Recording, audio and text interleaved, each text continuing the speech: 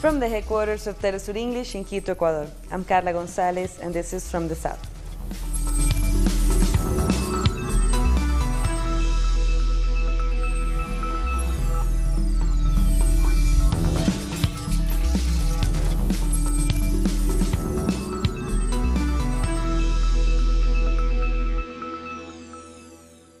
The government of Lenín Moreno in Ecuador has announced a number of new economic measures.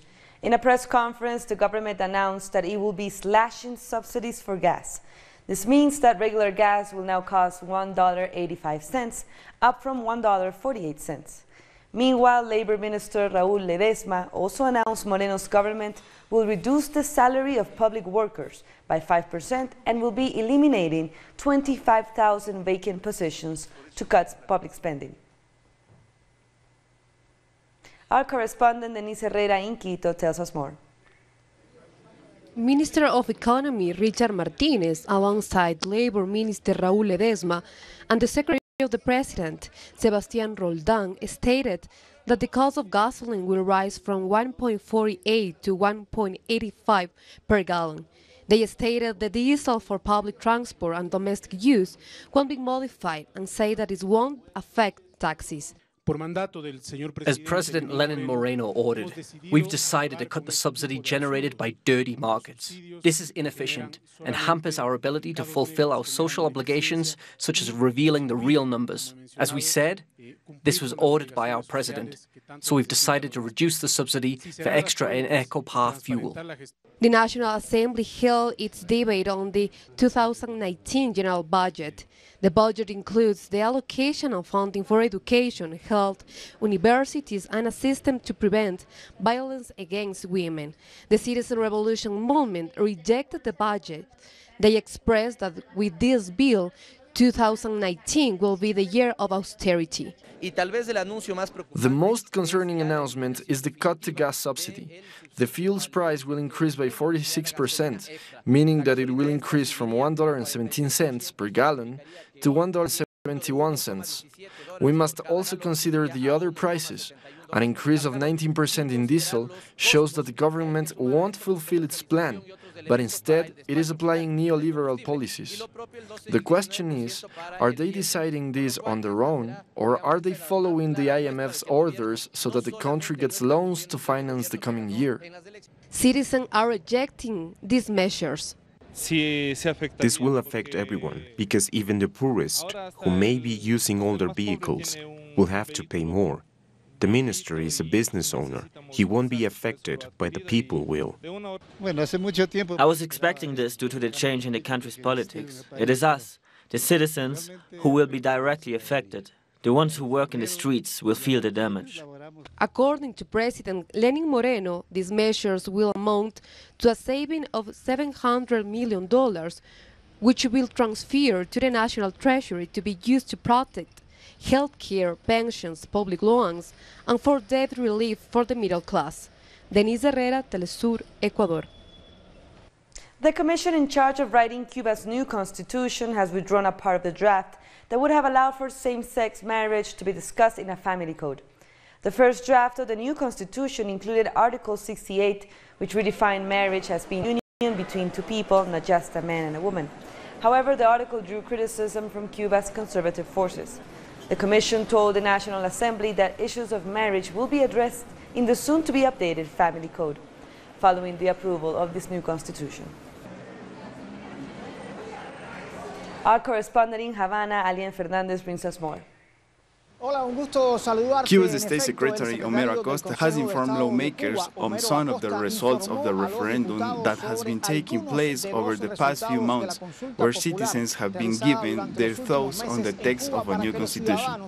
He also announced close to 9 million Cubans took part in this process, and nearly 60% of the current constitution has been rewritten. Acosta asked lawmakers in charge of drafting the new constitution to consider the results of the referendum.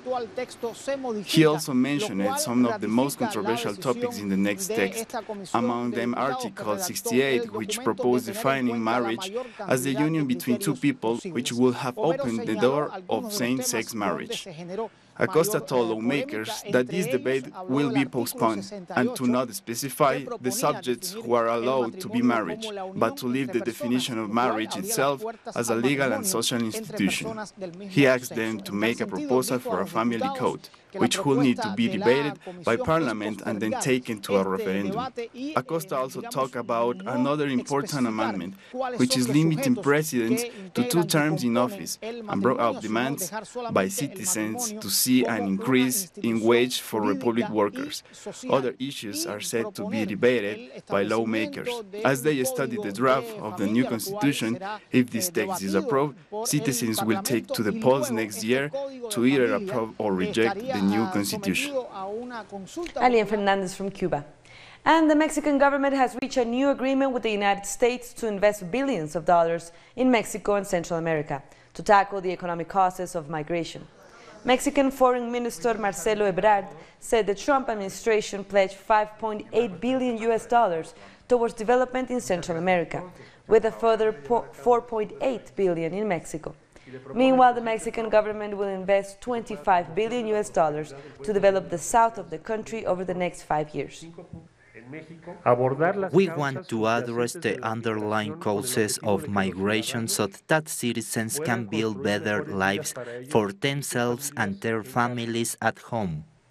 The 53rd biannual summit of the South American trade bloc, Mercosur, took place in Montevideo, Uruguay. Our correspondent Mateo Grillo has more. The temporary presidency of Mercosur has already been assumed by Argentina. It's now up to Argentine President Mauricio Macri to lead the economic integration of the Southern Bloc. Macri has said there's need to open to the world with the free trade agreement between Europe, Asia and Mercosur. Additionally, for Bolsonaro, Mercosur doesn't seem to be his priority. Therefore, several countries of the bloc have been concerned. So we will have to wait and see what is unfold in the upcoming months. That was Mateo Grillo from Uruguay.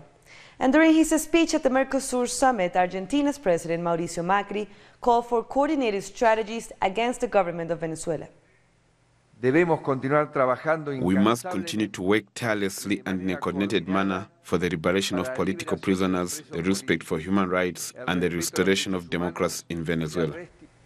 And Brazilian President-elect Jair Bolsonaro has also announced he plans to take the necessary measures against the governments of Venezuela and Cuba. On his Facebook page, Bolsonaro announced his government will do anything in their power within the legal bounds against both countries. On Monday, 6 people, including a minor, were murdered in the Colombian department of Meta. According to social organizations, this year alone, 160 social leaders have been murdered. Our correspondent, Tatiana Portela, has the details. Unfortunately, we have to bring you this news. On Monday, around 5 o'clock in the evening, 6 people, including a minor, were murdered in the department of Meta. Information was provided by an army commander who told the media that at 5 p.m., heavily armed men arrived to the location and murdered these people. The Colombian army commander also said that this act involved dissidents of the FARC, but what residents of this region have said is that this is an area precisely in the San Luis y La Realidad where there is a strong presence of paramilitary groups. The Attorney General's office has confirmed that it will be heading to the location of the murders to determine what took place there. Meanwhile, human rights organizations are headed there to speak with residents and to find out who was behind these murders. We have to remember that it was here in 1997 that one of the worst massacres in Colombia took place and was carried out by paramilitaries with the support of the military. That's Tatiana Portela from Colombia. And we have more stories coming up. We'll be back.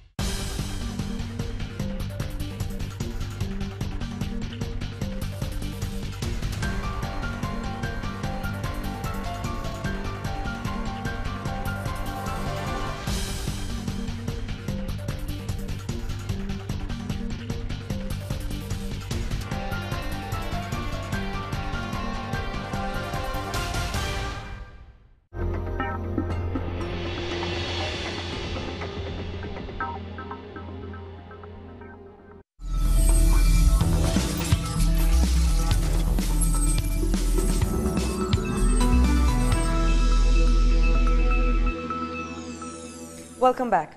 We move on to Guatemala, where the government of President Jimmy Morales has given a 72-hour deadline to the International Commission Against Impunity to leave the country. There are 11 commission officials left who have been investigating and prosecuting crimes in the country. A spokesperson for the commission has deemed this announcement by Morales as arbitrary and defended the diplomatic immunity of the commission.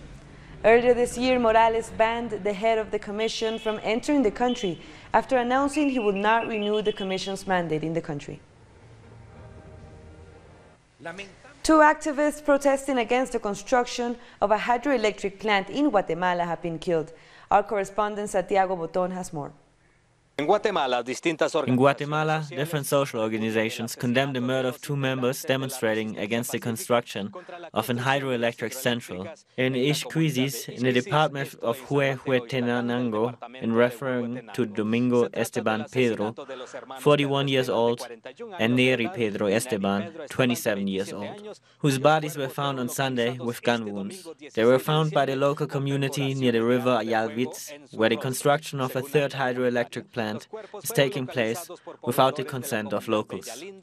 The murders took place following a peace agreement signed on the 8th of November between the company, municipality members, and social organizations. Santiago Boton from Guatemala. And the country's reparation program for the victims of the military repression in the 80s is underway in the community of Ixcan.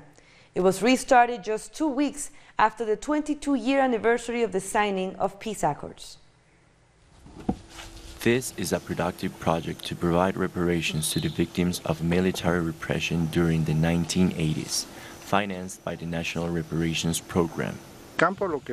During this field visit, we're trying to monitor the cattle given as reparations to beneficiaries. This is the first installment of a project worth over $1 million. It was abandoned in 2015, but has recently been revived. The program owes us just over $6 million in regards to cattle purchases. We feel that with this visit and the ongoing audit, we can be hopeful about the next installment. The National Reparations Program suspended assistance of the project. Nonetheless, beneficiaries managed to move forward with the first part of the investment. Most beneficiaries have raised at least one or even two calves from the cattle they were given initially. These reparations have been restarted at a point when most community members say they feel they're in their twilight years. Some of us have moved on. They've started the eternal journey before us. I feel authorities do not trust in this project enough. The National Reparations Program came from the peace accords signed 22 years ago in order to help victims of military repression. A massive fire in Brazil's Amazon region has destroyed around 600 wooden houses but caused no deaths. The fire started in the city of Manaus on Monday and was extinguished by more than 100 firefighters. 4 people were taken to the hospital for smoke inhalation, and it was most likely caused by a pressure cooker left on a stove. The fire rapidly destroyed an impoverished district of the city. The Lava Jato investigation in Peru is at risk. Prosecutors say they're being harassed by public ministry authorities. Prosecutors in the Lava Jato case have condemned a boycott of their work, which was reportedly started by the public ministry. When Keiko Fujimori's appeal against preventive detention was heard, Prosecutor Vela said that it involves the instrumentalization of the same criminal organization that was led by her, through the national prosecutor, to harass the prosecutors that are directing the case, amongst others, and disturbing justice. Pedro Chavarri, general prosecutor and noted as the person responsible for this action, is protected by Fujimoristas in the Congress. Instead of letting this investigation follow its course, because Chavarri has at least 2 or 3 constitutional complaints that should be processed to the Subcommission of Constitutional Allegations, but they have done the opposite. They have protected Chavarri. The thing is that it's not good for them that someone like Chavarri evades prosecution because he is an instrument of this organization. Facing the attempt to reorganize the corruption mobs inside the judicial political system, the people have given their opinion. The people rely on Prosecutor Perez, in the judge, and it should ensure they keep their position because that means we can be confident that they will act appropriately in the judicial system. If Mr. Chavarri has colluded and they are pressuring him, I don't know why, for fear of death or because of money. Even President Martin Vizcarra has asked the public ministry not to dismantle the investigation team on the Lava Jato case. We cannot, as an important institution like the public ministry, be changing prosecutors who are involved in the fight against corruption. So we are giving our full support as the executive, whilst respecting the separation of powers, so that prosecutors in charge of these investigations remain in charge until they finish their work. Meanwhile, Keiko Fujimori awaits the appeal decision on her request against preventative detention, whilst her father, Alberto Fujimori, is also awaiting the judicial response following his appeal to cancel his sentence. Both are hoping to be home before Christmas, aided by their partners in the political judicial system. A Peruvian judge has postponed the hearing of Alberto Fujimori for the Barrios Altos massacre in 1991. Following a 3-hour hearing, judges of the Special Criminal Court failed to reach a decision on Fujimori's pardon request. Instead, an extension has been given so that Fujimori's defense lawyer can prepare a stronger case. Fujimori stands accused of a state-backed massacre that left 15 dead. He's also being investigated for the death of 9 students and a teacher in the La Cantuta massacre. Argentina's Supreme Court has declared the index that is used to calculate retirements as unconstitutional. Our correspondent Ricardo Esteban explains. Some good news have been delivered to pensioners in Argentina this holiday season. The Supreme Court has ordered the government to pay a significant amount of funds to well over 100,000 retirees. The court ruled that the government has not been using the right index to update pension payments, so it has ordered that a new system is applied, which actually increases monthly payouts. The court ruling came after a lawsuit filed 6 years ago by a pensioner, who demanded that increases to his pension payments are calculated through an index that uses the minimum wage set for construction workers as reference. A court of appeals had previously ruled in the pensioners' favor. Now, with 4 votes in favor and 1 against, the Supreme Court upheld that appeals court ruling. With the previous index, pensions were roughly 60% lower. With this latest ruling, the court sets an automatic precedent for thousands of similar cases already before the Supreme Court, awaiting for a ruling. There are many more pending cases, much like this one, before the courts. This means that the government will have to pay out much more. Ricardo Esteban from Argentina. Now to Venezuela, the president of the National Constituent Assembly, Diosdado Cabello, has denied rumors that Russia planned to build a military base near Caracas. I wish it were true. Not 1, but 2, 3, 4, 10.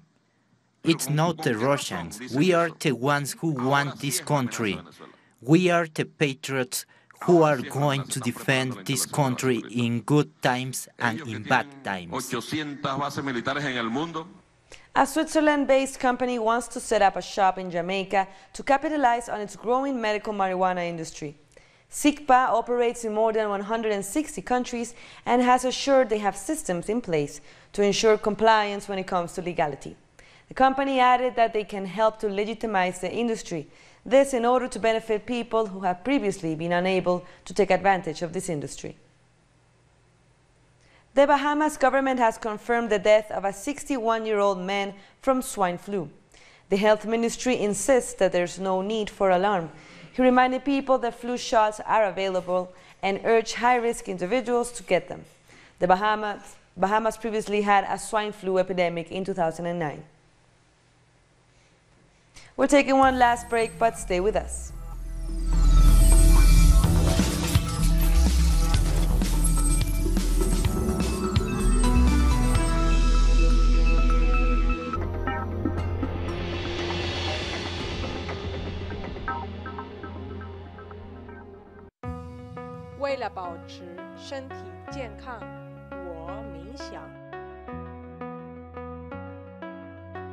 Para mantenerme saludable, yo corro. To keep myself healthy, I study. Για να διατηρηθώ υγιής, τρέφομαι σωστά. Para mantenerme saludable, yo bailo. Para mantenerme saludable, yo purifico mi espíritu a través del cuerpo. ¿Y tú? Get your body. Tuesdays, only on Telesur. An occasion to enjoy the cultural diversity that defines our South American essence. Come along to find out the story behind these personalities, traditions, and artistic expressions that unite us as a whole. Real Lives, Friday, only on Telesur.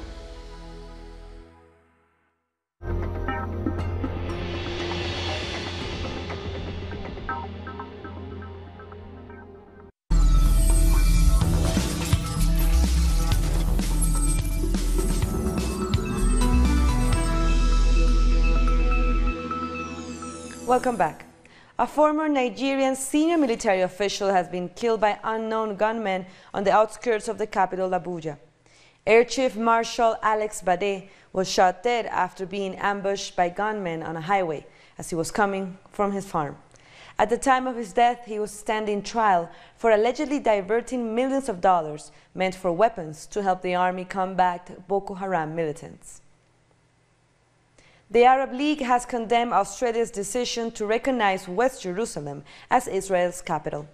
During a meeting in Cairo, the body also condemned Brazilian President Jair Bolsonaro's decision to move the country's embassy from Tel Aviv to Jerusalem. The Arab League says these decisions are voided. The decision of the Australian government to transfer its embassy to Jerusalem and the announcement by the Brazilian president that he intends to transfer the embassy of his country from Jerusalem to Tel Aviv when he takes power are decisions that are condemned, voided, and have no legal effect. In France, hundreds of students and thousands of pensioners have taken to the streets to protest again against the government and its reforms. The two protests took place at the same time in different locations in the capital. Students marched against education reforms in high schools, whilst pensioners rallied outside the Ministry of the Economy against tax increases based on retirement income. I am here mostly for future threats, because we don't want the point-based pension system. It's a slogan, but it's also the truth. It's working without ever finishing. We will never have enough points. We will work more and more, and there is no guarantee when we retire or what income we will get, because the value of 1 point is decided by the monarch. It's according to the situation of the economy at that point in time. We're demonstrating against the scandalous baccalaureate reforms, mostly because of the platform Parcoursup, which takes away our right to access university. Usually, no matter which baccalaureate we have the right to go to university. Also in France, police trade unions have said they will go on strike due to poor working conditions following several weeks of yellow vest protests. The Interior Minister promised to find a solution to pay back the millions of overtime hours accumulated by security forces. Unions ask for more recognition, better working conditions, and compensation for over 20 million extra hours. A Yemeni mother has won the right to travel to the United States to see her dying son for the last time, despite a travel ban for coming from a Muslim-majority country. Shaima Swile was unable to visit Oakland, where her terminally ill son is being cared for. This was due to President Donald Trump's travel ban.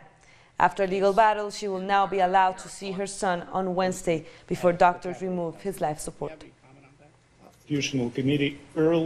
And Donald Trump's former security advisor Michael Flynn has appeared in court this Tuesday for allegedly having lied to the FBI. The presiding judge has postponed the sentencing to give Flynn more time to cooperate with the Mueller investigation into collusion between Russia and the Trump campaign in 2016. The former general pleaded guilty to the charges in 2017, and the sentencing has been rescheduled for March 13.